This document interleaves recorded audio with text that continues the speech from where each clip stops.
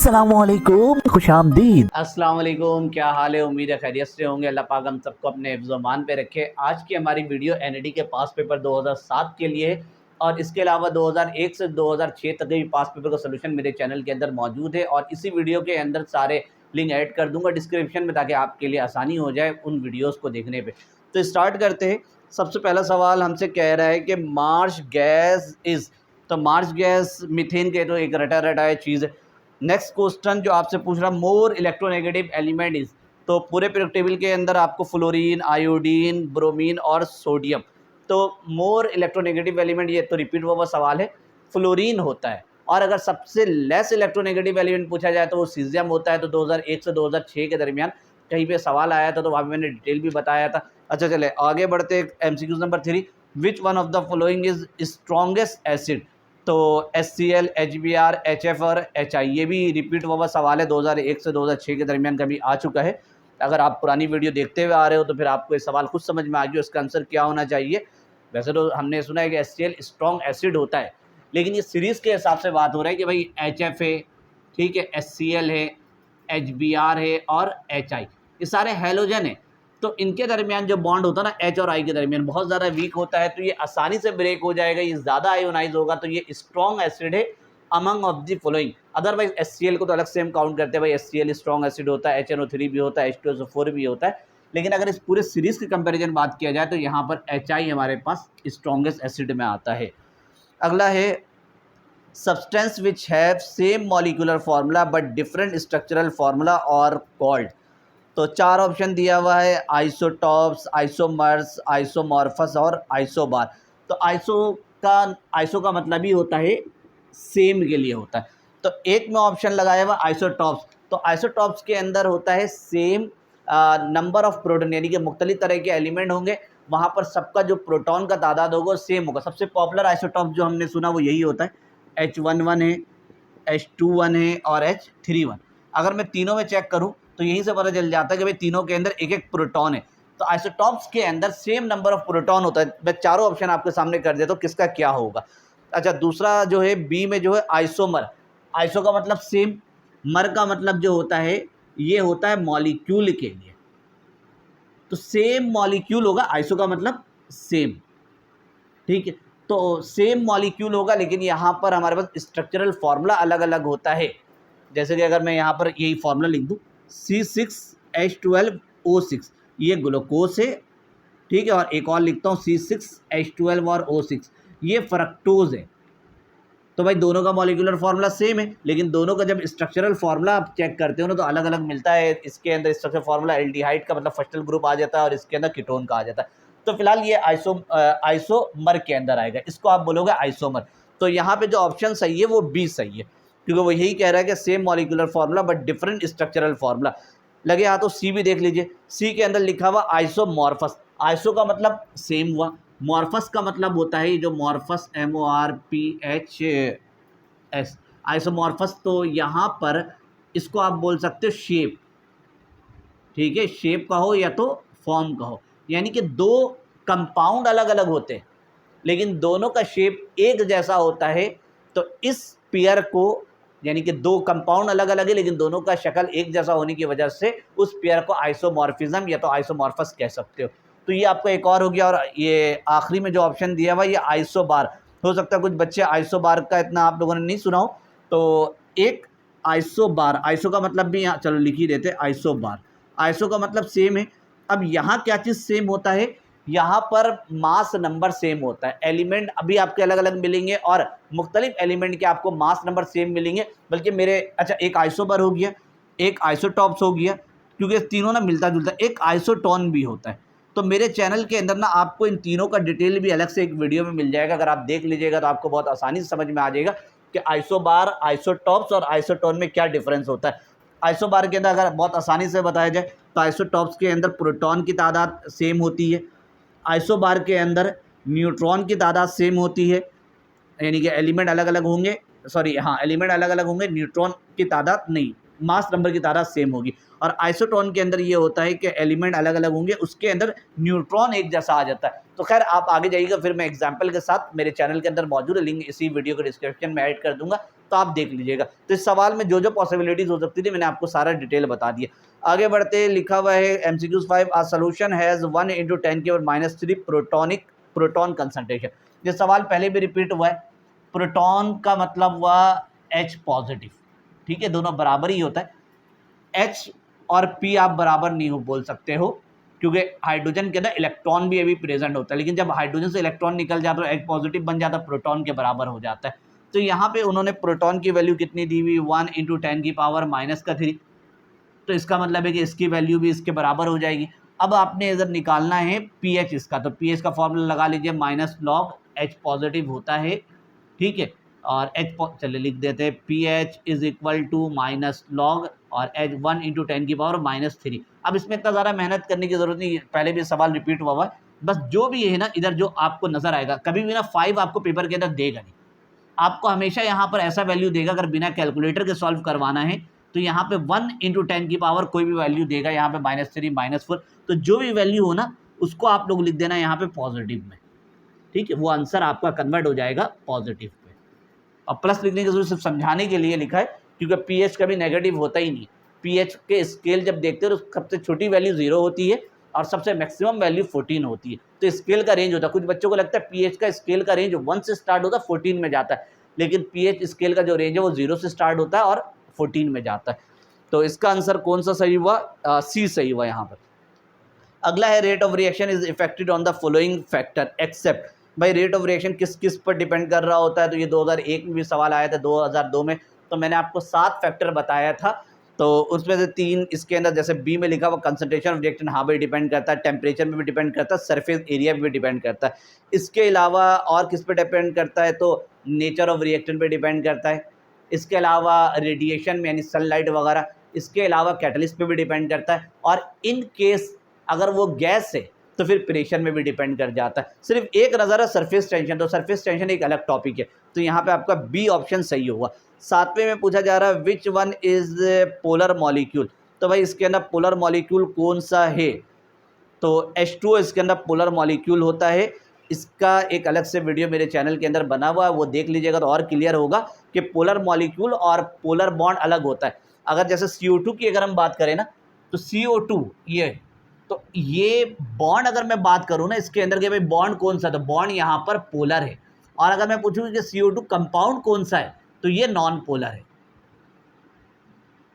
तो अगर इस सवाल में ये बोलता ना कि भाई which one have polar bond, के 4 में से किसके अंदर पोलर बॉन्ड है, तो फिर H2O भी सही होता और CO2 भी सही होता। फिर यहाँ पे एक ऑप्शन देता इन दोनों के साथ का। यहाँ पे पोलर बॉन्ड नहीं पूछ रहा, पोलर मॉलिक्यूल पूछ रहा है, तो पोलर मॉलिक्यूल के मुताबिक यहाँ पे H2O ठीक हो गया। ठीक है, वैसे इसका वीडियो एक पूरा डिटेल में बना हुआ है, आप देख लीजिएगा तो आपको क्लियर हो जाएगा polar molecule, non polar molecule, polar bond और नॉन पोलर बॉन्ड, इन चारों का आपको डिफरेंशिएट पता चल जाएगा, क्योंकि इस तरह के सवाल पास पेपर में बहुत ज़्यादा पूछे जाते हैं। आगे बढ़ते, general formula of aldehyde is, रटा रटाया सवाल है, RCHO, ये हमारे पास एल्डिहाइड का ए ही सही हो गया। बी में जाइएगा RCOOH, ये होता है कार्बोक्सिलिक एसिड का। सी कौन है, RCOR, ये होता है कीटोन का। और अगला है RCOOR, ये होता है ईस्टर का। तो ये जनरल फार्मूला तो इस लेवल में आने के बाद आपको याद होना चाहिए सारा। When volume and pressure of a given mass is inversely proportional, बोल रहा है भाई वॉल्यूम और प्रेशर के दरमियान इनवर्स रिलेशन है, और क्या चीज़ कांस्टेंट है, टेम्परेचर। तो कौन सा लॉ है, तो हमें याद है, ये तो रटा रटाया 9th क्लास से आपको याद करवाया जाता है। ये बॉयल्स लॉ, ये तो 9th क्लास के केमिस्ट्री पढ़ाते हैं, फिर मैट्रिक वो फिजिक्स वाले भी इसको पढ़ा रहे होते, फिर इसको 11वीं में केमिस्ट्री वाले फिजिक्स, यानी कि फिजिक्स केमिस्ट्री दोनों में पढ़ते हुए आते। तो ये बॉयल्स लॉ है। अगर चार्ल्स लॉ में जाइएगा तो वहाँ पे वॉल्यूम डायरेक्टली प्रोपोर्शनल टेम्परेचर होता है। एवोगाड्रोस लॉ में जाइएगा तो volume directly proportional number of mole का हो या तो नंबर ऑफ मॉलिक्यूल का हो। और कौन सा ऑप्शन, ग्राम्स लॉ, ये तो एक अलग ही चीज़ होता है, रेट ऑफ डिफ्यूजन वगैरह यहाँ पर आ रहा होता है, तो ये तो इनवर्स रिलेशन होता है, ये होता है rate of diffusion is inversely proportional 1 / density लिख लो या तो मोलर मास लिख दो, इस तरह से आ रहा होता है। और एक और होता है एवोगाड्रो, ये हो गया। एक और मैं लिख देता हूँ, volume is directly proportional pressure भी होता है, इसको हम गेल-लुसाक्स लॉ कहते हैं, भले हमारे बुक के अंदर नहीं है, लेकिन दुनिया भर के अंदर एक रिलेशन ये भी आ रहा होता है। नेक्स्ट आपसे 10वां जो है ये सॉल्व करना है, तो इसमें जो लिखना है पहले लिखिए, फिर उस क्वेश्चन में आते हैं। क्वेश्चन 10 में कह रहा how many ml of 0.5 molarity H2SO4 react with 20 ml of 0.5 molarity NaOH। तो ये सवाल पहले भी रिपीट हुआ और मैंने आपको सख्ती से मना किया था कि आप लोग ये वाला फॉर्मूला बिल्कुल मत लगाना, M1V1 is equal to M2 और V2। अगर सिर्फ इतना सा लगाओगे तो ये डाइल्यूशन फार्मूला होता है। आपको अगर न्यूट्रलाइजेशन वाला फार्मूला इस्तेमाल करना है तो यहाँ पर N1 लगेगा और यहाँ पर N2 लगेगा। अब किसी भी साइड को आप एसिड मान लो, अगर इसको आपने एसिड मान लिया तो ये वाला साइड हमारे पास बेस का जाएगा। अब एसिड अगर इस साइड माना है तो एसिड का कंसंट्रेशन कितना दिया हुआ है 0.5, तो ये हो गया 0.5। वॉल्यूम कितना दिया हुआ है नहीं दिया, अब आपसे ml पूछ रहा है। अभी n की वैल्यू ऐड कर देंगे। M2 की वैल्यू कितनी दी हुई है, बेस में 0.5 है। वॉल्यूम कितना दिया हुआ है तो 20 दिया हुआ है और डिवाइड बाई N2 की वैल्यू। तो एसिड यहाँ पर H2SO4 है और बेस NaOH है। तो इससे पहले भी रिएक्शन कई बार मैंने आपको करवाया है कि जब आप H2SO4 और NaOH का रिएक्शन करवाओगे तो यहाँ पर H2 दो बार है, तो एक हाइड्रोजन एक OH के साथ जाके वाटर बन, न्यूट्रलाइजेशन के अंदर यही होता है जब एसिड बेस को मिलाते सॉल्ट और वाटर बन रहा होता है। तो एक OH के साथ अगर उसको कंप्लीट आपने न्यूट्रलाइज करवाना है तो हमें ये करना पड़ेगा कि 2 हाइड्रोजन और 2 OH, तो आपको 2 लेने के लिए यहाँ पे 2 मोल लेना पड़ेगा। तो यहाँ पे बन जाएगा 2H2O, बाकी यहाँ पर आ जाएगा प्लस 2Na2 और इसके साथ मिलाएंगे तो SO4 हो जाएगा। फिलहाल हमें इस सबसे ये मिल गया, यहाँ पे 1 मोल एसिड का मिल गया, ये हमारा N1 हो गया और ये हमारे पास N2 हो गया।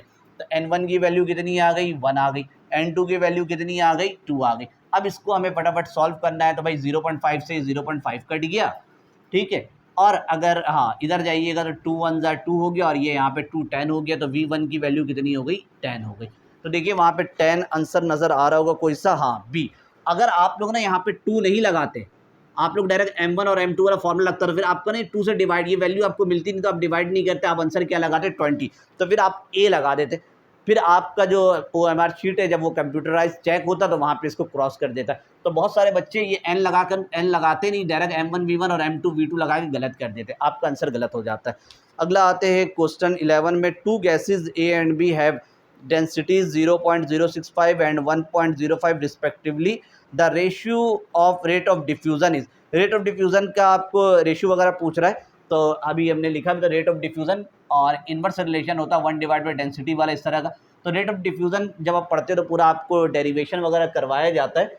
तो भाई इस तरह से हमारे पास आता है कि यहाँ पे भी डी होता है, अब डी ए होता है, आप डेरिवेशन पे या तो डी बी, ठीक है, या तो ऊपर बी कर दो या तो नीचे ए कर दो, जो भी फॉर्मूला आप लगाना लगा लो। तो हमें चारों ऑप्शन को देखते हुए करना है। देखिए चारों ऑप्शन में एक में लिखा 5:1 है, एक में 3:1 है, एक में 4:1 है और गलती से एक और ऑप्शन में भी 3:1 डल गया। तो चारों ऑप्शन में जो रेशियो से पहले वाला वैल्यू है वो आपको बड़ा नज़र आ रहा है। जैसे अगर 5:1 है तो इसका मतलब है कि मैं इसको यूँ लिख सकता हूँ 5/1। तो आपको ना ऊपर बड़ा वैल्यू लाना और नीचे छोटी वैल्यू लानी है। तो आपने जब वैल्यू लगाओगे ना डेंसिटी वाले में, तो ऊपर जो आपको 2 वैल्यू नज़र आ रहा होगा सवाल में, एक 0.065 और एक 1.04 है। तो इन दोनों में बड़ा कौन है, 0.065 छोटा है, तो आप इसको नीचे लगाइए 0.065 और ऊपर कितना है 1.04। ऐसा मैंने क्यों लगवाया, इसको ऊपर करोगे और इसको नीचे लगो, जब आपका रेशियो निकल कर आएगा ना तो रेशियो में आपका नॉमिनेटर छोटा निकल कर आ जाएगा, डिनोमिनेटर बड़ा निकल कर आ जाएगा। लेकिन मुझे चारों ऑप्शन में नज़र आ रहा है कि रेशियो से पहले वाला बड़ा है और रेशियो के बाद वाला छोटा है। तो हर का नॉमिनेटर मैंने बड़ा रखा है, यानी कि जो सवाल में जो वैल्यू दिया हुआ था उसके नॉमिनेटर को मैंने जो बड़ा था उसको ऊपर रखा और जो वैल्यू छोटी थी उसको डिनोमिनेटर में रखा। अब आप इसको कैलकुलेटर से डिवाइड करिएगा, क्योंकि कैलकुलेटर अलाउड है एनईडी के अंदर, तो आपको ऐसा वैल्यू देगा। अगर ऐसी जगह में जाइए जहाँ कैलकुलेटर अलाउ नहीं है तो फिर आपको इस तरह का क्वेश्चन नहीं देता जिसको आप बिना कैलकुलेटर के सॉल्व ना कर पाओ। तो इसको आप जब निकालिएगा पूरा कैलकुलेटर से तो यहाँ पे आ जाएगा 4:1। तो ये आपका इस तरह से सोल्यूशन होगा यहाँ पर। अगर आपने इसको ऊपर रख दिया और इसको नीचे रख दिया तो फिर जो आंसर आता ना वो आता 1:4, फिर हमारे लिए गलत हो जाता। तो इस चीज़ का ख्याल रखिएगा। Next solubility product is represented by, तो ये तो एक बहुत नॉर्मल सा सवाल पूछ लिया। सॉल्युबिलिटी प्रोडक्ट को हम KSP से रिप्रेजेंट कर रहे होते हैं।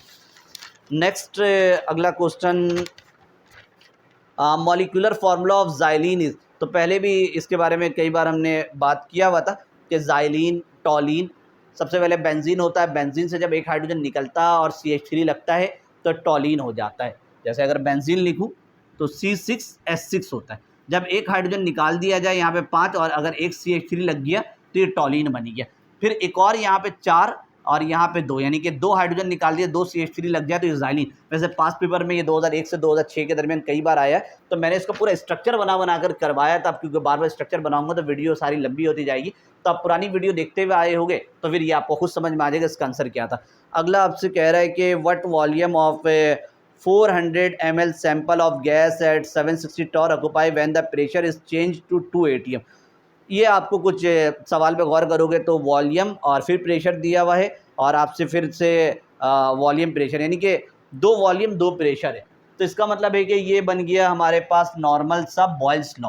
तो बॉयल्स लॉ का फॉर्मूला अगर मैं लगाता हूँ तो P1 V1 is equal to P2 और V2, इस तरह की कहानी कुछ है। तो आपसे कह रहा है कि what volume of 400 ml sample of gas 760 torr. आपसे पूछा वॉल्यूम क्या होगा जब 400 ml जब आपका 760 टॉर है और उस टाइम वॉल्यूम कितना है 400 ml है। जब आपने प्रेशर को 2 atm कर दिया तो बताए उस टाइम वॉल्यूम क्या होगा। तो ये आपका एक जनरल नॉलेज का भी सवाल है, या तो आप इसको माइंड से खुद कर लो। देखिए भाई 400 वॉल्यूम है, उस टाइम प्रेशर कितना दिया हुआ है 760 टॉर दिया हुआ है। जब हमने प्रेशर को कर दिया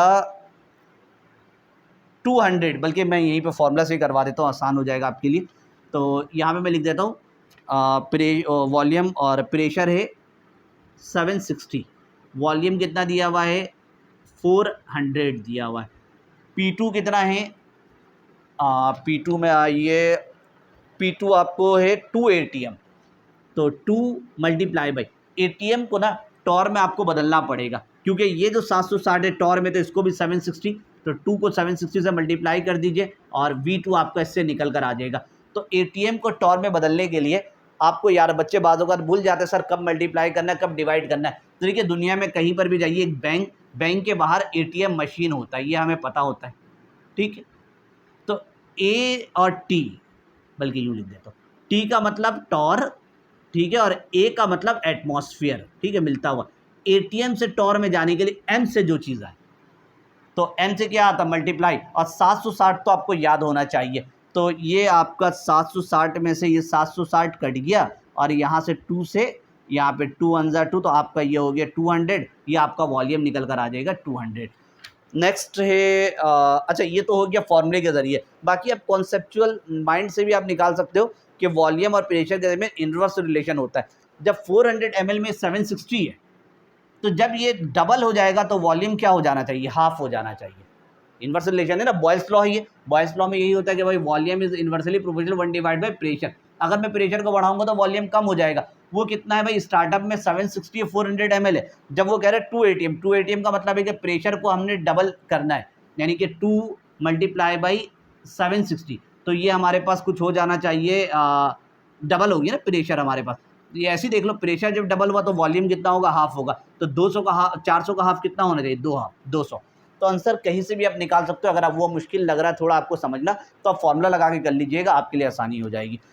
नेक्स्ट, अच्छा पहले इसमें जो लिख लीजिए फिर आगे बढ़ते हैं। Question 15, which one is belong to alkane family. तो अब वो मेंबर दिया हुआ, आप लोग को बाज़ों का मेंबर देख कर ना याद नहीं आता है, तो बहुत आसान से मैंने यहाँ पे ट्रिक लिख दिया है जिससे आपको याद रहेगा। अल्केन का जो मामला होता है ना, कार्बन के डबल से 2 ज़्यादा हाइड्रोजन, अल्काइन का कार्बन के डबल से 2 कम हाइड्रोजन, और अल्कीन के अंदर जो होता है वो होता है 1:2।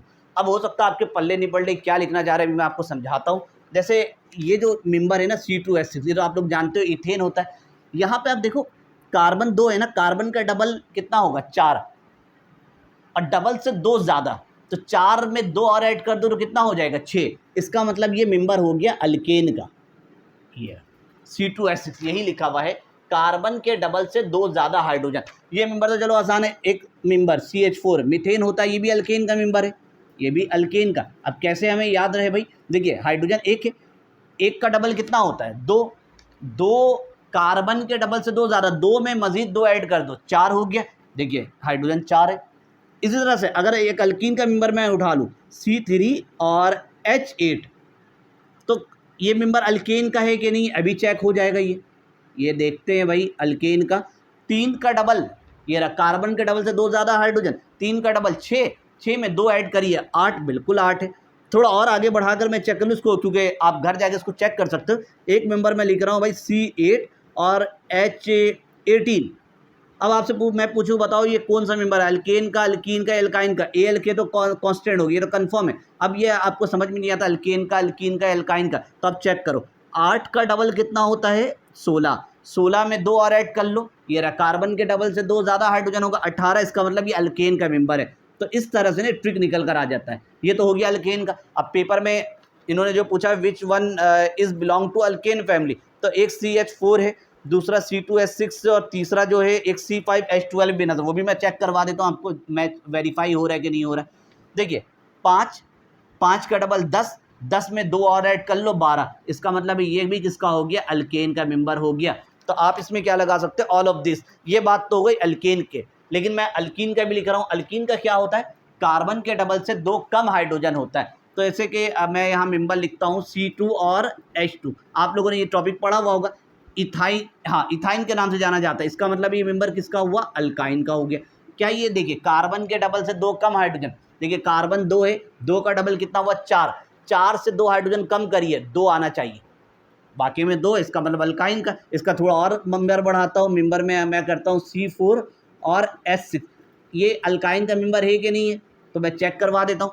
4 का डबल, कार्बन का डबल से 2 कम हाइड्रोजन, 4 का डबल 8 हुआ, 8 से 2 कम करो 6, हाँ भाई 6, इसका मतलब YNE वाला फिट बैठेगा यहाँ पर। इस तरह से थोड़ा और बढ़ा देता हूँ मेंबर, C8 और H लगा देता हूँ 14। क्या ये अल्काइन का मेंबर है कि नहीं है, देखिए 8, 8 का डबल 16, 16 में से 2 कम करो 14, हाँ भाई बिल्कुल मैच कर रहा पूरा, YNE हो गया। तो ये अल्काइन का नहीं, ये अपना ट्रिक बनकर आ जाता है। और अल्कीन का तो बहुत आसान सा ट्रिक है, अल्कीन का कोई भी मेंबर हो, जैसे इसका एक मेंबर जो आप लोगों ने सुना है, सबसे पहला C2H4 होता है, फिर इसके बाद इसको आप लोग इथीन के नाम से जानते हो, C3 और H6 इसका मेंबर होता है, प्रोपीन के नाम से होता है, C4 और H8। इसका क्या ट्रिक है, इसमें इतना पंगे में नहीं जाना है, ये 1:2 में जाता है, यानी कि इसको जब भी आप डिवाइड करोगे ना, ये रहा 2 1 जा 2, 2 2 जा 4, यानी कि 1:2 बन गया कार्बन। इसको करो 3 1 जा 3, 3 2 जा 6, 4 1 जा 4, 4 2 जा 8, सिर्फ यही रेशियो में कटेगा, बाकी कोई नहीं कट रहा। आप इसको काटने की कोशिश करो 8 1 जा 8 2 जा 16, नहीं कटेगा। इधर जाके काटने की कोशिश करो 8 1 जा 8 2 जा 16, नहीं कटेगा। सिर्फ इसी का मेंबर कटता है। अगर मैं लिखूँ C8 और H16, ये मेंबर जब जाके चेक करोगे ना, अल्कीन का ही आएगा। आपके पास जब सेकेंड ईयर में टीचर ने आपको पढ़ाया होगा, तो आपको पूरा लिस्ट बनवाया होगा, उस लिस्ट से जाके वेरीफाई कर लीजिएगा। जो ट्रिक लिखवाया हो ना, हर मेंबर में जाकर वो अप्लाई होगा, एप्लीकेबल होता है। ये नहीं कि आगे जाने के बाद नाकाम हो जाए, नहीं, हर एक पर ये एप्लीकेबल होगा। यहाँ पे 8 1 जा 8, 8 2 जा 16, ये पूरा आ गया। अगर 1:2 में जाता है तो इसका मतलब है कि ये अल्कीन का मेंबर हो गया। तो सवाल अल्केन के लिए आया था, लेकिन मैंने इसके अंदर आपको सारा बता दिया जो जो मुमकिन हो सकता था। तो अब इसको आप लोग लिख लीजिए, ट्रिक वगैरह आपको काम आएगा। Next MCQ, sucrose is form by, तो ये रिपीट हुआ सवाल है, 2006 में भी आया था। इसका और भी मैंने डिटेल बताया था, साइड में आपको पूरा इसका एक और पूरा लिस्ट नजर आ रहा होगा, पूरा ही याद कर लीजिएगा कि भाई पेपर में सक्रोज आ रहा है, लेकिन पेपर में माल्टोज भी आ सकता है, पेपर में आपसे लैक्टोज भी आ सकता है। तो सक्रोज जो बनता है उसका हिसाब से तो ऑप्शन आपका ए ठीक हो गया, ग्लूकोज और फ्रक्टोज को मिलाकर बनता है। लेकिन अगर माल्टोज पूछ लिया जाए तो भाई वो ग्लूकोज और गिलेक्टोज, वो सॉरी ग्लूकोज और ग्लूकोज से, यानी कि वहाँ पे जो ऑप्शन बी लग रहा है वो आपका टिक हो सकता है। और जो लैक्टोज जो बनता है ग्लूकोज और गिलेक्टोज से बन रहा होता है। इसके अलावा मिल्क में कौन सा होता है, तो मिल्क के अंदर जो शुगर होता है लैक्टोज होता है, माल्टोज के अंदर माल्ट शुगर, और इसके अलावा कौन सा है सक्रोज, तो ये टेबल शुगर वगैरह होता है। तो ये सब याद रख लीजिएगा। हमारे बॉडी के अंदर जो ब्लड में जो शुगर होता है वो होता है ग्लूकोज होता है, उसी के एक्सेस होने की वजह से फिर लोगों को शुगर वगैरह, जो पेशेंट होते हैं शुगर बढ़ जाता है। और इसके अलावा सबसे मीठा शुगर कौन सा होता है वो भी आपको नज़र आ रहा होगा, फ्रक्टोज होता है, क्योंकि पहले ज़माने में ये फ्रूट के अंदर ही से हासिल किया जाता था। तो ये सारा पूछा गया है, सक्रोज इज फॉर्म बाय, लेकिन आप सारा याद रख लीजिएगा क्योंकि बायोकेमिस्ट्री से रिलेट है, ये आपसे पूछा जाता है बाजों का। अगला है when salt and water form by chemical reaction this reaction is called. तो ये तो सॉल्ट और वाटर को जब मिलाते हो, सॉरी सॉल्ट और वाटर हमेशा फॉर्म होता है जब एसिड और बेस को मिलाते हो। एसिड और बेस को मिलाइएगा तो सॉल्ट एंड वाटर बनता है, और इस रिएक्शन को हम न्यूट्रलाइजेशन कहते हैं। याद रख लीजिएगा इसको। रिडक्शन के अंदर ये तो एक अलग ही रिडक्शन ऑक्सीडेशन, ये पूरा चार डेफिनेशन रिडक्शन का आता है कि कहीं इलेक्ट्रॉन लॉस होता है, कहीं इलेक्ट्रॉन गेन होता है, कहीं ऑक्सीडेशन नंबर बढ़ता है, कहीं ऑक्सीडेशन नंबर कम होता है। किसी में ऑक्सीजन ऐड होता है, किसी से ऑक्सीजन रिमूव होता है, कभी हाइड्रोजन ऐड होता है, कभी हाइड्रोजन रिमूव होता है। ये दोनों जो मैंने इतनी जल्दी आपको सुनाया है रिडक्शन और ऑक्सीडेशन का डेफिनेशन है। तो ये तो एक अलग चीज़ है। न्यूट्रलाइजेशन एसिड बेस के रिएक्शन के नतीजे में सॉल्ट वाटर बनता है, इसको बोलते हैं। और क्रिस्टलाइजेशन तो एक अलग चीज़ है। आगे आते हैं aluminium ion is. Aluminium ion के अंदर कितने इलेक्ट्रॉन होते हैं? तो अल्मोनियम आयन दिया हुआ है 33 के साथ। अब अल्मोनियम का एटॉमिक नंबर पता होना चाहिए, 13 होता है। तो भाई जो भी एटॉमिक नंबर होता है इसका मतलब है कि इसके अंदर इलेक्ट्रॉन जितना एटॉमिक नंबर है उतना ही होगा। लेकिन अगर +3 हो गया ना तो इसका मतलब ये होता है इलेक्ट्रॉन लॉस हो गया। तो 13 में से 3 को लॉस किया तो यहाँ पे बच गया 10। क्योंकि कुछ बच्चे ना गलती कर जाते, एटॉमिक नंबर से इसको प्लस कर जाते। अगर यहाँ प्लस होगा तो आपको माइनस करना है, अगर यहाँ माइनस होगा तो फिर आपको प्लस करना पड़ेगा। जैसे क्लोरीन का सवाल है, क्लोरीन का एटॉमिक नंबर होता है 17। अगर ऊपर -1 लिख के दिया जाए तो आप 17 को ना 1 के साथ माइनस मत करिएगा, प्लस कर दीजिएगा। 17 और 1 मिलकर 18 इलेक्ट्रॉन हो जाएगा। तो ये आयन के इसमें चीज़ याद रखिएगा। बच्चे बहुत बार गलती कर जाते हैं, वो क्या करेंगे 13 में 3 ऐड करके ना इसको 10 के बजाय 16 बना देंगे। नेक्स्ट है coordinate covalent bond is present in. Coordinate covalent bond किसके अंदर होता है? तो ये अमोनियम आयन के अंदर है। ये तो कोऑर्डिनेट कोवेलेंट बॉन्ड का टॉपिक जब पढ़ा होगा तो वहाँ डिटेल में होगा।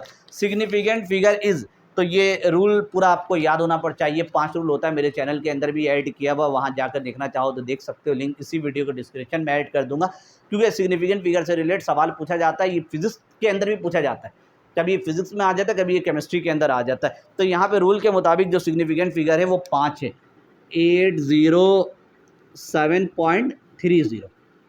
तो पॉइंट के बाद जो 0 है उसको इम्पॉर्टेंट देना है। इसके मुताबिक यहाँ पे कितना हो गया? 5 SF हो गया। अगर ये सवाल यूँ होता ना 807 और 30, तो फिर ये 0 हमारे सिग्निफिकेंट नहीं होता। जैसे अभी यहाँ पे सिग्निफिकेंट कौन कौन है? ये भी सिग्निफिकेंट है, ये भी है, ये भी है, ये भी है और ये भी है। यहाँ सिग्निफिकेंट ये है, ये है, ये है, ये है और ये नहीं है। तो अब ये कैसे पता चलेगा? रूल से पता चलेगा। यहाँ पर अगर इस सवाल के मुताबिक यहाँ पे हो जाएगा 4 SF। लेकिन वैसे डिटेल आप मेरे चैनल पे देखिएगा, मेरी वीडियो में तो सब कुछ समझ में आ जाएगा। लेकिन जाते इस सवाल अगर यहाँ आए तो मैं आपको एक ट्रिक बता देता हूँ। जिस 0 की अहमियत आपकी ज़िंदगी में है उस 0 की अहमियत सिग्निफिकेंट की दुनिया में नहीं है। यानी हमारे ज़िंदगी में पॉइंट के बाद की 0 की अहमियत नहीं है, लेकिन सिग्निफिकेंट में देखो पॉइंट के बाद 0 को अहमियत दिया जा रहा है। और जिस 0 की अहमियत हमारी दुनिया में है उसका इम्पॉर्टेंट सिग्निफिकेंट की दुनिया में नहीं है। समझाने के लिए, जैसे अगर मेरे पास यहाँ पे लिखा हुआ है ये, तो ये कितना हो गया भाई? 1500 हो गया। आपके लिए दोनों 0 बड़ा कीमती है। अगर मैं दोनों 0 हटा दूँ यहाँ से तो भाई 1500 कितने में आ जाएगा? 15 रुपये में। यानी कि 2 0 हमारे लिए बहुत ज़्यादा इंपॉर्टेंट है। अगर मैं पूछूँ कि भाई मेरे लिए चारों में से कौन सा डिजिट इंपॉर्टेंट है, आप बोलोगे सर चारों डिजिट इंपॉर्टेंट है। क्योंकि अगर इसमें से अगर एक डिजिट 0 हटा दूँ तो 1500 150 रुपये में आ जाएगा। तो मेरे लिए तो भाई अपनी ज़िंदगी में नॉर्मल लाइफ में इन सब की अहमियत है। लेकिन अगर सिग्निफिकेंट में जाएंगे ना तो सिग्निफिकेंट की दुनिया में इन दोनों का इंपॉर्टेंट खत्म होता, बल्कि बस हमें इन दोनों से काम, इन दोनों को हटा दो। अब अगर हम इधर आ जाए अगर मैं आपसे पूछूं कि भाई ये, बल्कि दोबारा लिखता हूँ 1500 है। अगर मैं यहाँ पे पॉइंट लगा दूँ, मैं बोलूँ कि भाई आपको इन 4 में से कौन सा डिजिट इंपॉर्टेंट लग रहा है अपने रियल लाइफ में, सिग्निफिकेंट की दुनिया की बात नहीं कर रहा हूँ। तो हमारी दुनिया में तो बस ये 15 रुपये काउंट होगा, पॉइंट के बाद का 0 किसी काम का नहीं है। लेकिन जैसे सिग्निफिकेंट की दुनिया में जाएंगे तो बोलेगा ये दोनों भी काम का है और ये दोनों भी काम का, और उसके दुनिया में ये SF हो गया। तो ये हमारे दुनिया का रेसिप्रोकल हो गया। जिस 0 की अहमियत हम देते हैं वो सिग्निफिकेंट वाले नहीं देते, और जिस 0 की अहमियत सिग्निफिकेंट वाले देते वो हम अपने रियल लाइफ में नहीं देते। तो वैसे तो ये सिर्फ 2 रूल है, इस तरह के 5 रूल होते हैं। तो जब 5 रूल देखिएगा तो आपको पूरा क्लियर हो जाएगा। नेक्स्ट आते हैं ए लाइन स्पेक्ट्रम ऑब्टेन फ्रॉम। तो ये तो रटा रटा एटम से मिलके बन रहा होता है, इसलिए लाइन स्पेक्ट्रम को हम एटॉमिक स्पेक्ट्रा वगैरह भी कहते हैं। आगे बढ़ते हैं। What is the colour of methyl orange in basic medium. तो बेसिक मीडियम में मिथाइल ऑरेंज का क्या कलर होता है? तो येलो कलर होता है। फिलहाल इसका आपको साइड में पूरा तस्वीर दिख रहा होगा, पूरा एक लिस्ट बना हुआ है, इस सबका याद कर लीजिएगा। फिनोल्फिलीन का एसिड में क्या कलर होता है, बेस में क्या होता है और न्यूट्रल में क्या होता है। तो लिटमस पेपर का भी याद कर लीजिएगा, मिथाइल ऑरेंज का भी याद कर लीजिएगा और यूनिवर्सल इंडिकेटर का।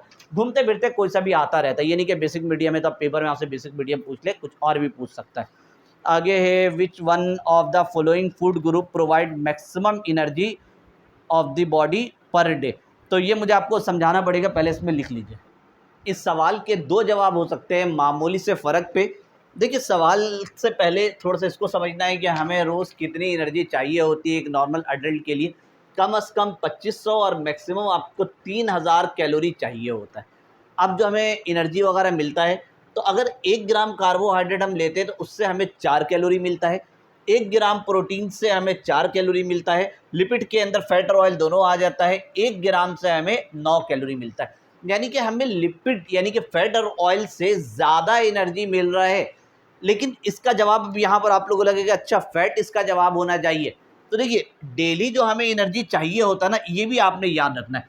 जैसे कि हमें 3000 एनर्जी फॉर एग्जांपल चाहिए, तो आप ये नहीं कर सकते हो कि कैलोरी सारा जो आपको 3000 एनर्जी वो आपने इससे पूरा कर लिया 100%, नहीं। या तो आपने प्रोटीन से 100% एनर्जी, क्योंकि इन सबको सम करिएगा तो इन सबका सम आपका कुछ 100 में ही जा रहा है ना, ये पूरे का सम, हाँ इस पूरे को सम करिएगा तो 65 वो आ रही है, तो ये 100% हो गया। तो आपने 100% एनर्जी अगर आपने फैट से ले लिया तो गलत हो जाएगा, नहीं। रूल के मुताबिक आपको कार्बोहाइड्रेट से रोज़ 53% एनर्जी लेना पड़ता है। 53% का मतलब हो गया कि टोटल एनर्जी मुझे 3000 चाहिए, तो 3000 का 53% कुछ करीब करीब अगर मैं निकालूंगा तो 1600 आएगा। यानी कि 1600 कैलोरी आपको कार्बोहाइड्रेट से चाहिए रोज़। और अगर फैट 35%, इसका मतलब है कि ये कुछ करीब करीब हो जाएगा 1000 कैलोरी। और प्रोटीन से हमें कितना मिल जाएगा, अगर 12% है तो कुछ करीब करीब ये होगा 400। पूरा एग्जॉस्ट नहीं, वो तो आप निकालिएगा तो कैलकुलेटर से निकल कर आ जाएगा। तब सम करिए इन सबको, 1600 और 1000 2600 और इसमें 400 ऐड करिए, यानी कि 3000 आ जाएगा। तो इस तरह से आपने एनर्जी लेना है। आप ये नहीं कर सकते सारा एनर्जी फैट से उठा के ले लो, सारा एनर्जी प्रोटीन से ले लो, सारा एनर्जी कार्बोहाइड्रेट से ले लो। कभी भी हम खाना खाते हैं, दाल चावल वगैरह खा रहे होते, तो प्लेट में चावल ज़्यादा होता है, गोश्त कम होता है। ये नहीं कि कभी आप लोग देखो पूरा प्लेट गोश्त से भरा हुआ है और साइड में थोड़ा सा चावल रखा हुआ है, ऐसा नहीं होता है। तो हमेशा कार्बोहाइड्रेट, क्योंकि चावल वगैरह क्या कार्बोहाइड्रेट है, तो आपको ज़्यादा एनर्जी कार्बोहाइड्रेट से उठाना होता है। तो सवाल को दोबारा पढ़ते हैं। सवाल में लिखा हुआ which one of the following food group provide maximum energy of the body per day. तो पर डे में जो हमें ज़्यादा एनर्जी चाहिए होता है वो कार्बोहाइड्रेट चाहिए होता है, तो इसका जवाब कार्बोहाइड्रेट होगा।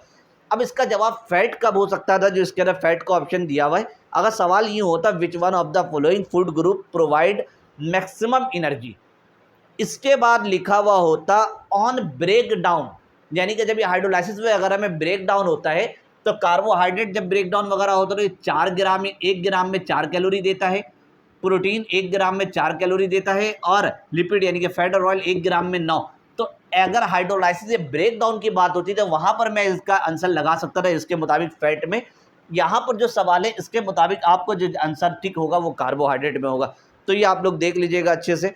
अच्छा, अगला है product of what's reaction is. What's reaction नए कोर्स के अंदर तो नहीं, लेकिन पहले ये बहुत पहले होता था बुक में, और अब भी है पाकिस्तान के अंदर सारे बोर्ड के अंदर ही, सिर्फ कराची बोर्ड से हटा दिया गया। व्हाट्स रिएक्शन एक ख़ास रिएक्शन होता है, इस रिएक्शन से अल्केन बनता है। अब व्हाट्स रिएक्शन के अंदर होता ये है कि आप जितना भी अल्काइल ग्रुप लोगे ना रिएक्टेंट साइड में, प्रोडक्ट उसका डबल बन जाता है। यानी कि कुछ सवाल में आपको यूँ लिखा हुआ नज़र आ रहा होगा CH3I और 2Na, ये कन्फर्म होता है कि भाई यहाँ पर आपको 2 मोल और ये 2 मोल लेना है। इससे जो प्रोडक्ट बनता है, जितना भी आप यहाँ पर अल्काइल ग्रुप लोगे, जितना भी कार्बन हाइड्रोजन लोगे, वहाँ पर उसका डबल मिलेगा। यानी यहाँ पर कार्बन 1 है तो यहाँ पे कार्बन कितना हो जाएगा, C2 हो जाएगा, और यहाँ हाइड्रोजन 3 है तो 3 का डबल कितना हो जाएगा, 6। तो आपको अल्केन फैमिली का इसी वीडियो के अंदर जुगाड़ भी, आपको ट्रिक बताया था, कार्बन के डबल से 2 ज़्यादा होता है उसको हम कहते हैं अल्केन। तो ये मेंबर अल्केन का बन गया। तो ये व्हाट्स रिएक्शन और इथेन है। आप जितना भी लोग हैं यहाँ पे, अगर मैंने अल्काइल ग्रुप का यहाँ पे ले लिया C2H5 और यहाँ पे I वगैरह कुछ भी अल्काइल हेलाइड लगा दिया, हेलाइड ग्रुप लगा दिया, तो ये आपका 2 और ये 2 होते हैं, कन्फर्म है व्हाट्स रिएक्शन। और आपने जितना भी अल्काइल ग्रुप लिया है ना, सॉरी हाँ अल्काइल ग्रुप, यानी कि इसके अंदर 2 कार्बन लिए तो कार्बन वहाँ जाने के बाद 4 हो जाएगा, हाइड्रोजन 5 है तो वहाँ पे कितना हो जाएगा, 10 हो जाएगा। बाकी एक्स्ट्रा प्रोडक्ट जो निकलना है ये दोनों आपस में मिलकर यहाँ पे 2NaI हो जाएगा, यहाँ पर ये इधर जाएगा तो यहाँ पर 2NaI हो जाएगा। हमें इसकी बात नहीं करनी, हमें ये मेन चीज़ की बात करनी।